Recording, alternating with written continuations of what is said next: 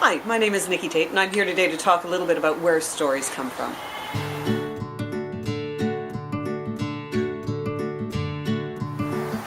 We forget sometimes just how interesting our family members are and what great stories they have to tell us. I was really lucky in that I grew up in a family of storytellers, and one of the very best was my grandmother, my Omi. Omi grew up as a small child in Germany, and when she was about 10 years old or so, her family immigrated to Brazil. And they settled in a place in the jungle where there was nothing. And so for the first couple of years that she lived there, she and her father chopped down trees in the jungle and built the rest of the family a house. Now, my grandmother at the time was still a child, and she liked to goof around and play. And she had a very peculiar habit, even as a child, and that habit stayed with her for her whole life. My grandmother would not, under any circumstances, wear socks or shoes. Which is okay if you're inside a house and things are fairly safe, but when you are a kid and you're racing around in the jungles, you can get into some trouble, and that's what happened to my grandmother. She was racing around in the jungle with no shoes on, and she jumped over a log and landed on a poisonous snake. Needless to say, the snake was not impressed and turned around and bit her in the back of her calf. Now, it left a nasty hole in her leg, injected poison, and my grandmother knew immediately she was in terrible trouble. Now, there was no clinic, no doctor, no hospital, nothing close to where she was. So she began to hobble and limp and drag herself through the jungle to the nearest house, which happened to belong to another German family, a farmer, who also doubled as the community's blacksmith. Now, he took one look at the leg. He saw my grandmother beginning to sort of sway like this. And he knew that she was in trouble if they didn't stop the poison from spreading through her body.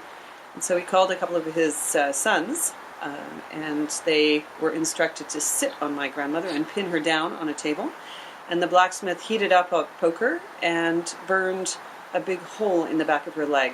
And it did two things. It cauterized the wound, it stopped the poison from spreading, and it probably saved her life. Many years later, when my grandmother would come to visit us as children, she would ask, "Do you want to hear the story about the snake?" And we, of course, all said no, because it was a really nasty story. But at the same time, we really wanted to hear that story, so, of course, we made her tell it to us again and again. And years after that, when I was thinking about what would be a cool story to put in a picture book for young children, I thought of my grandmother when she was a child and the snake bite and all of that. So I wrote the book. I sent it off to my publisher, and the editor there read the book and said, "You got to be out of your mind. You can't have a horrible incident like this in a children's book. Kids are going to read this when they're 4 or 5 years old. They're going to be traumatized, go straight into therapy, and never come out." And so she sent me back to the drawing board and had me rewrite the book so that it was a little bit more appropriate for a young audience. And the section I'll read is that little piece about the snake bite, and you can see how it changed from the original horrendous incident to something that was relatively safe to put in a small kid's book. Then it's Omi's turn. I watch to see what she's going to pull out of her backpack, camel bells maybe, or a shark's tooth. But she doesn't even look at her backpack. My grandmother, in front of everyone, leans forward and slowly pulls up her pant leg. Everyone can see her sensible sandal. She tugs her pant leg higher until we are all staring at her calf.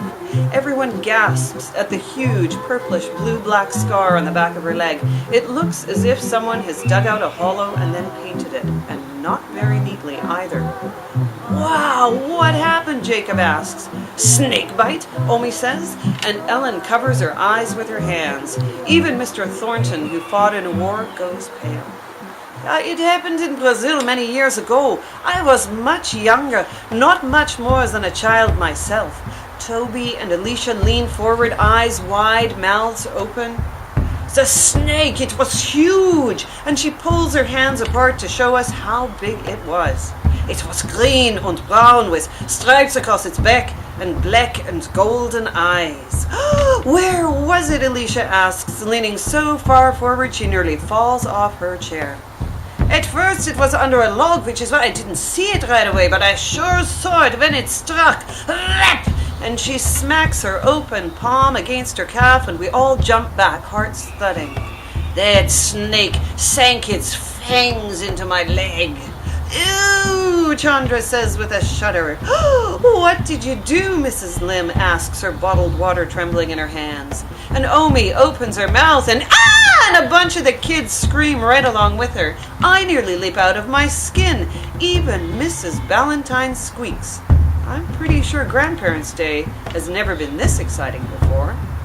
I look behind me, as if a snake might be hiding, ready to jump out and bite me. Chandra lifts her feet and wraps them around the legs of her stool. I was miles from home in the jungle. I had to save myself. I pulled out my knife, and Omi's hand flashes this way and that, showing how she sliced at the wound to make it bleed. Then I sucked out the poison and spat it on the ground. Amazing! Can I touch it? Poor Mrs. Ballantyne.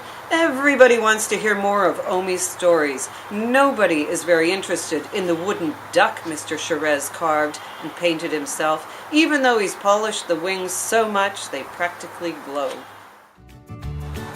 So next time you're trying to find an idea for a story, talk to the people around you. Ask them, do you have a scar? Because everybody has a scar, and every scar has a great story.